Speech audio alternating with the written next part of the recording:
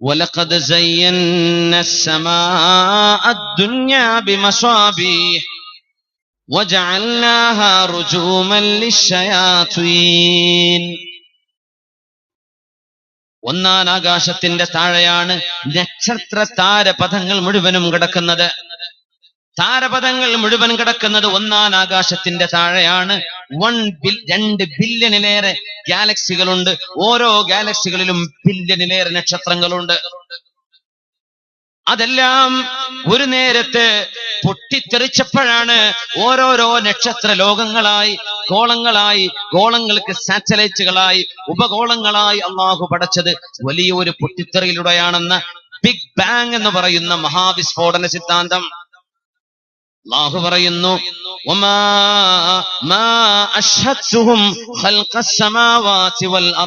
എങ്ങനെയാണ് ഈ പൊട്ടിത്തെറി ഉണ്ടായതെന്നോ, പൊട്ടിത്തെറിയിലൂടെ ആണോ പ്രപഞ്ചം ഉണ്ടായതെന്നോ ഞാൻ ആർക്കും കാണിച്ചു കൊടുത്തിട്ടില്ല. പക്ഷേ ഇതിനെ സംബന്ധിച്ച് പഴപ്പിക്കുന്ന സിദ്ധാന്തങ്ങൾ ലോകത്ത് വരാൻ പോകുന്നുണ്ട്.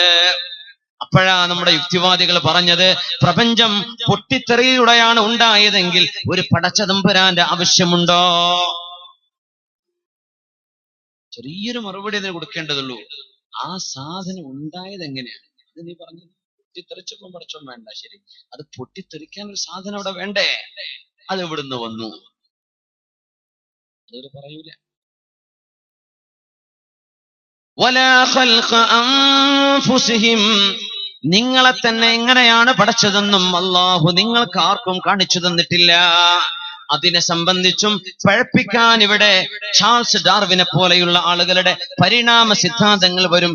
തിയറി ഓഫ് ഇവല്യൂഷൻ വരും. ചിമ്പാൻസികളിൽ നിന്ന് കാലക്രമേണകളായി പരിണാമം സിദ്ധിച്ച് മാറ്റങ്ങൾ ഉണ്ടായി. ഗ്രാജ്വലി വളരെ മെല്ലെ മെല്ലെ മനുഷ്യനായി രൂപപ്പെട്ടു പോയി, വാലറ്റുപോയി നിവർന്നു നടക്കുന്ന മനുഷ്യനായി. മനുഷ്യൻ കുരങ്ങിന്റെ സ്പീഷീസുകളിൽ നിന്ന് ഉണ്ടായതാണെന്ന ചാൾസ് ഡാർവിന്റെ സിദ്ധാന്തമാണ് ഖുർആൻ സൂചിപ്പിക്കുന്നത്. മനുഷ്യനെ പടച്ചത് ഇങ്ങനെയാണെങ്കിൽ പിന്നെ എന്തിനാ നമുക്ക് അള്ളാഹുവിനോടൊരു വിധേയത്വം? എന്തിനാ ദൈവത്തോട് വിധേയത്വം? നമ്മളിങ്ങനെ ഉരുണ്ടുമറിഞ്ഞുണ്ടായതല്ലേ. ഇത് പറയാൻ വരുന്നുണ്ട് നബിയേ. ഇങ്ങനെ സിദ്ധാന്തങ്ങൾ ലോകത്ത് വരാൻ പോകുന്നുണ്ടെന്ന് 1400 കൊല്ലങ്ങൾക്ക് മുമ്പ് അള്ളാഹുവിന്റെ ഹബീബിന് ഇറക്കി കൊടുത്ത സൂറത്തുൽ കഹ്ഫാണ് ചർച്ച ചെയ്തത്. നമ്മൾ അറിഞ്ഞോ വിശുദ്ധ ഖുർആൻ ഇത്രയും ആഴത്തിൽ കാര്യങ്ങളെ കൈകാര്യം ചെയ്തു? മനുഷ്യനെ പടച്ചത് എങ്ങനെയാണെന്നോ, പ്രപഞ്ചത്തെ പടച്ചത് എങ്ങനെയാണെന്നോ ഞാൻ ആർക്കും കാണിച്ചു കൊടുത്തിട്ടില്ല നബിയേ. എന്നാൽ ഈ പ്രപഞ്ചത്തിന് സൃഷ്ടാവ് വേണം. അപ്പൊ ചോദിക്കും, അവനെ പടച്ചത് ആരായിരിക്കും? നബി പറയുന്നു, ലൻ തഖ്ദിറൂ ഖദ്റഹ്, ഈ പ്രപഞ്ചത്തിൽ ഓരോരോ മുട്ടുസൂചിക്കും ഒരു സൃഷ്ടാവ് വേണമെന്ന് നമ്മൾ അങ്ങ് സമ്മതിച്ചാൽ വെറുതെ ഒരു സംഗതി ഉണ്ടാകോ? Nothing can come out of nothing. ഒന്നും ഉണ്ടാവില്ല ഒന്നുമില്ലാതെ. ഒരു കാരണം വേണം. അങ്ങനെയെങ്കിൽ ആ പടച്ചവന് വേറെ ഒരാൾ വേണമെങ്കിൽ അയാളെ പടച്ചത് വേറെ ആള് വേണം. അയാളെ പടച്ചത് ആര് എന്ന് ഇങ്ങനെ ഇൻഫിനിറ്റിയിലേക്ക് ഉത്തരമില്ലാതെ പോകും ആ ചോദ്യം. എന്നാൽ മനുഷ്യന്റെ യുക്തിക്ക് ഉത്തരം നൽകാൻ അല്ലാഹു പറഞ്ഞു, അങ്ങനെ നിങ്ങൾക്ക് പോയാൽ നിങ്ങളുടെ ചോദ്യത്തിന് ഉത്തരമില്ല. എന്നാൽ ഒരു സൃഷ്ടാവ് വേണമെന്ന് നിങ്ങൾ സമ്മതിക്കുകയും ചെയ്തു. ആ സൃഷ്ടാവ് ആരാലും സൃഷ്ടിക്കപ്പെടാത്തവനാവണം, ഉമ്മയോ ബാപ്പയോ ഇല്ലാത്തവനാവണം. അവൻ സ്വയം സെൽഫ് ഇറ്റേണൽ ആവണം. അതുകൊണ്ടാണ്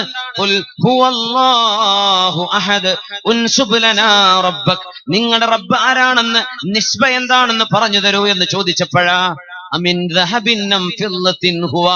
മുഹമ്മദ് നബിയെ, നിങ്ങളുടെ അള്ളാഹു സ്വർണം കൊണ്ടുണ്ടാക്കിയതാണോ വെള്ളി കൊണ്ടുണ്ടാക്കിയതാണോ എന്ന് ചോദിച്ചപ്പോഴാണ് അല്ല, ഖുൽ ഹുവല്ലാഹു അഹദ്, അല്ലാഹു എന്ന ഒരുവൻ ഒരേ ഒരുത്തനാണ്. അല്ലാഹു സ്വമദ്, എല്ലാവരും അവൻ ആവശ്യമുള്ളവനാണ്, അവൻ ആരെയും ആവശ്യമില്ലാത്തവനാണ്. ലം യലിദ് വലം യൂലദ്, അവനെ ആരും പ്രസവിച്ചിട്ടില്ല, അവൻ ആർക്കും ജന്മം നൽകിയിട്ടുമില്ല. യേശുക്രിസ്തുവിനെ ദൈവപുത്രനാണെന്ന് പറയല്ലേ. അള്ളാഹുവിന്റെ ശ്രേഷ്ഠനായ ഒരു ദിവ്യ പുരുഷൻ, അള്ളാഹുവിന്റെ ദിവ്യമായ വഴിപാടുകൾ സ്വീകരിക്കാൻ വന്ന ഒരു നബിയോ പ്രവാചകനോ ആണെന്ന് പറ. ദൈവപുത്രനാണെന്ന് പറയരുത്. ലം യലിദ് വലം യൂലദ് വലം യകുൽ ലഹു കുഫുവൻ അഹദ്. There is nothing comparable to Allah. ഒന്നുമേ അല്ലാഹുവിന് തുല്യനായിട്ട് ഇല്ല എന്ന ഈ ഒരു ആയത്ത് ഇറങ്ങുന്നത് അല്ലാഹു ആരാണെന്ന് പഠിപ്പിച്ചു തരാനാണ്. അല്ലാഹു ഉമ്മയില്ല, വാപ്പയില്ല. ഒരൊറ്റ ഉദാഹരണം, ഒരു പുരുഷൻ പ്രസവിച്ചു എന്ന് പറഞ്ഞാൽ, നമ്മുടെ കൂട്ടത്തിലെ ഒരു ഇബ്രാഹിം അല്ലെങ്കിൽ ഒരു അബ്ദുള്ള പ്രസവിച്ചു എന്ന് പറഞ്ഞാൽ നമ്മൾ ആരും ചോദിക്കൂല കുട്ടി ആണാണോ പെണ്ണാണോ ചോദിക്കോ? എന്തുകൊണ്ട് ചോദിക്കൂല? അത് പ്രസവിക്കൂല നമ്മൾ വിചാരിച്ചു ഉറപ്പിച്ചു വെച്ചു, ആണ് പ്രസവിക്കൂല. പുരുഷനാണെങ്കിൽ പ്രസവിക്കൂല.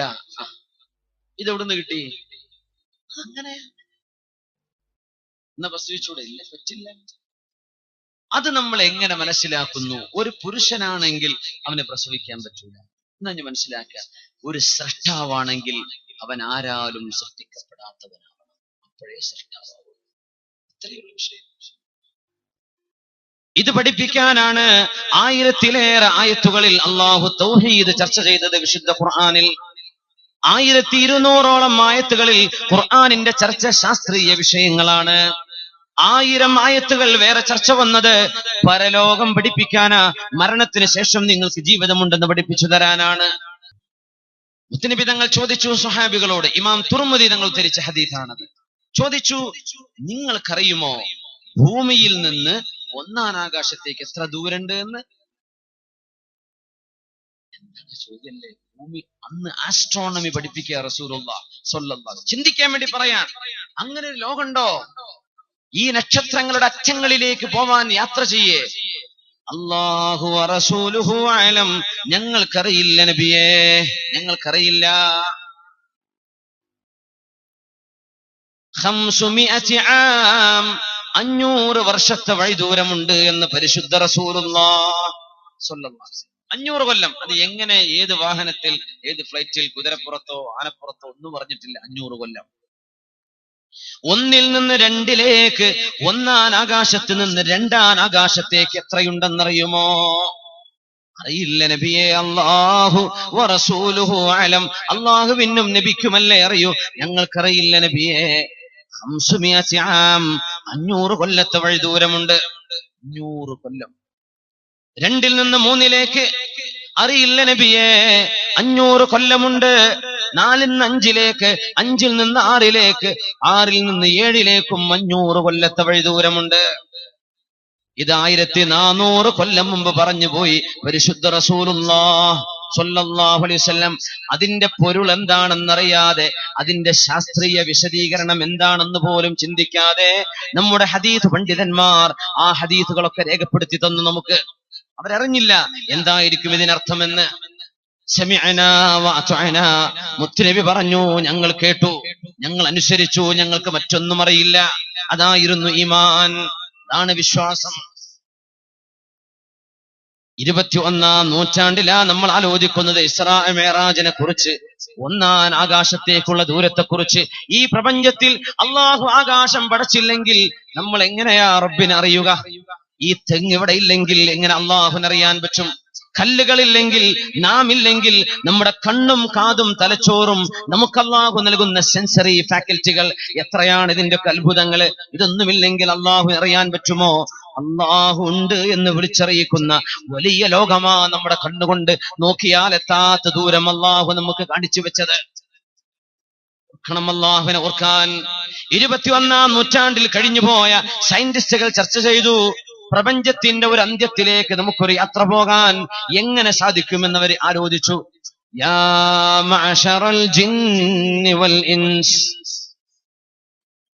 ഇൻ ഇസ്തതഅതും അൻ തൻഫുദൂ മിൻ അഖ്താരിസ് സമാവാതി വൽ അർദ് ഫൻഫുദൂ ലാ തൻഫുദൂന ഇല്ലാ ബിസുൽത്താൻ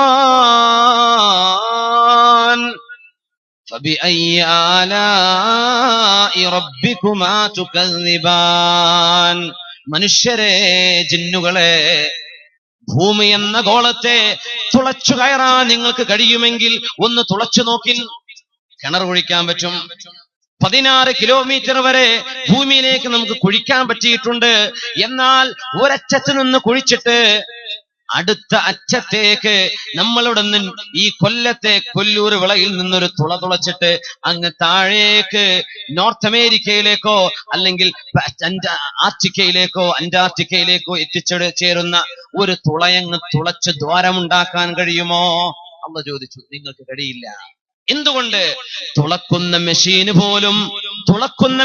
പോലും ആ ഇരുമ്പോ ഏത് മൂലകമെടുത്തുണ്ടാക്കിയാലും, അത് കോപ്പർ ആണെങ്കിലും ഗോൾഡ് ആണെങ്കിലും, അത് എന്ത് മൂലകമാണെങ്കിലും, തുളക്കുന്ന മെഷീനറി പോലും ഉരുകി ഒലിച്ചു പോകുന്ന ചൂടുള്ള സാധനം ഭൂമിക്കുള്ളിൽ അല്ലാഹു വെച്ചിട്ടുണ്ട്. തുളക്കാൻ കഴിയില്ല.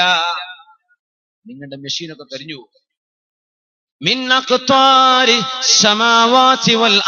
ഈ പ്രപഞ്ചത്തിന്റെ പരിധിയെ വിട്ടുകിടക്കാൻ നിങ്ങളെ കൊണ്ടാവുമോ? നിങ്ങളെ കൊണ്ടാവില്ല. അതിന് അധികാരസ്ഥനായ അല്ലാഹു ആർക്ക് സൗകര്യം കൊടുക്കുന്നുവോ അവർക്കേ കഴിയുകയുള്ളൂ. അത് ലഭിച്ചത് ഒരാൾക്ക് മാത്രമാണ്. റഹ്മത്തുൽ ലിൽ ആലമീൻ മുഹമ്മദ് റസൂലുള്ളാഹ് സല്ലല്ലാഹു അലൈഹി വസല്ലം. അതാണ് സുബ്ഹാനല്ലദീ അസ്റാ ബിഅബ്ദിഹി ലൈലൻ മിനൽ മസ്ജിദിൽ ഹറാം ഇലൽ മസ്ജിദിൽ അഖ്സാ എന്ന ഇസ്റാഇന്റെയും മിഅ്റാജിന്റെയും ചരിത്രം പറഞ്ഞ ഭാഗത്ത് സുബ്ഹാന, അല്ലാഹു പരിശുദ്ധനാണ്. സല്ലു അലൻ നബി മുഹമ്മദിൻ വആലിഹി. അല്ലാഹുമ്മ സല്ലി അലാ سيدنا محمد وعلى آل سيدنا محمد وبارك وسلم عليه.